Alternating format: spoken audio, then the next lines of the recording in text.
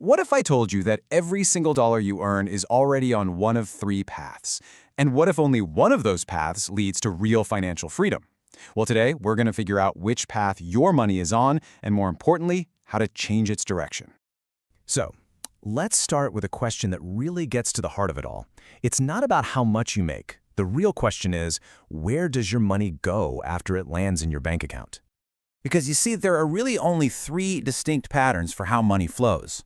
One path leads to a constant feeling of struggle. Another leads to a life that just looks successful on the outside, but feels like you're running in place. And the third, well, that one leads to genuine wealth. Just understanding which path you're on is the first huge step to changing your destination. You know, this whole framework was inspired by one single powerful idea from the book Rich Dad, Poor Dad. For millions of people, it was a total light bulb moment. It completely transformed how they saw money, forever. And today, we're going to break down that exact same insight for you. Okay, let's dive into the first path. And let's be super clear, this isn't about how much money you have in the bank. It's about a specific cash flow pattern. It's all about how you manage what you've got coming in. On this path, the flow of money is basically a straight line to zero. Your income shows up from your job, a side hustle, whatever, and it immediately gets eaten up by the essentials: rent, food, bills. There's just no room to breathe, and absolutely no opportunity to build anything. It's just a constant cycle of earning to spend. But what about the path that most of us are actually on? This one? This one's the most deceptive, because it's built on a really powerful illusion of wealth. This is that path that feels like you're winning. You know, you've got the good job, the nice car, maybe you're taking those yearly vacations. But just under the surface, it's a hamster wheel, and it's powered by debt. And man, is it hard to escape. This iceberg analogy on the slide just nails it, doesn't it?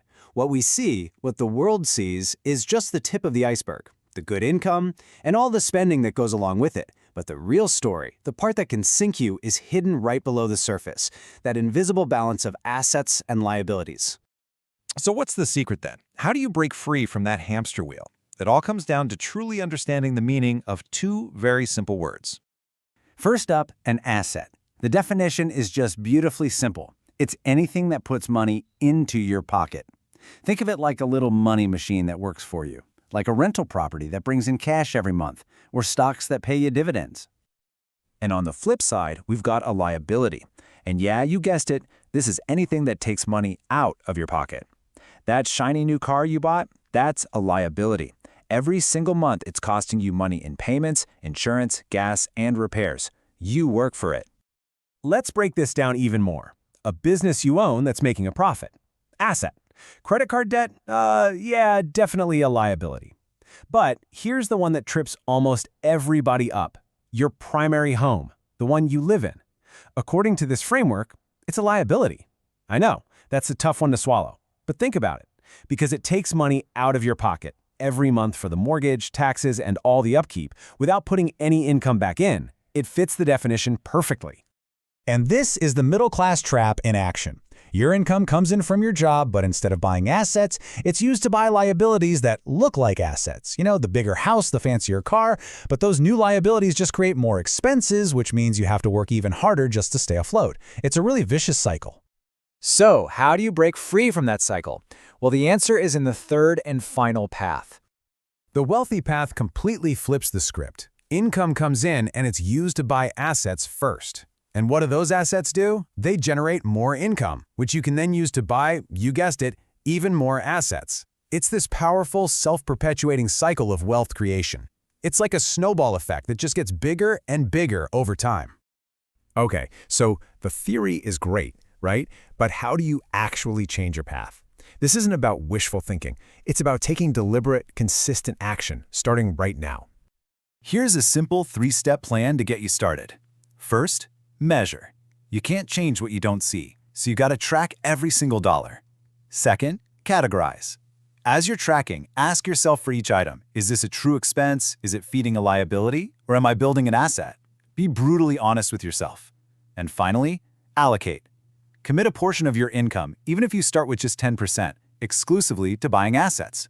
Then, automate it. Set it and forget it, so you're building wealth without even thinking about it. But a plan is only as good as your commitment to it. And to really stay committed, you need more than just a spreadsheet. You've got to fundamentally shift your entire mindset about money. These 4 shifts are the foundation. First, stop thinking like an employee and start thinking like an investor. Your job is to make your money work for you, not the other way around. Second, embrace the long game. Wealth is built over time. It's not won overnight. Third, surround yourself with people who inspire you to grow, not just people who encourage you to spend. Your circle really matters. And finally, commit to lifelong learning. Financial intelligence isn't something you're born with. It's a skill, and it's one you can absolutely develop. And this right here is a really powerful warning. The person whose journey inspired this whole explainer, he learned these principles when he was just a teenager, but then didn't actually apply them for 15 years. Think about that. That's 15 years of lost opportunity, 15 years of compounding that just never happened. Don't make that same mistake. Knowledge without action is pretty much useless. So, we end right back where we began. You can now see the 3 paths laid out clearly in front of you.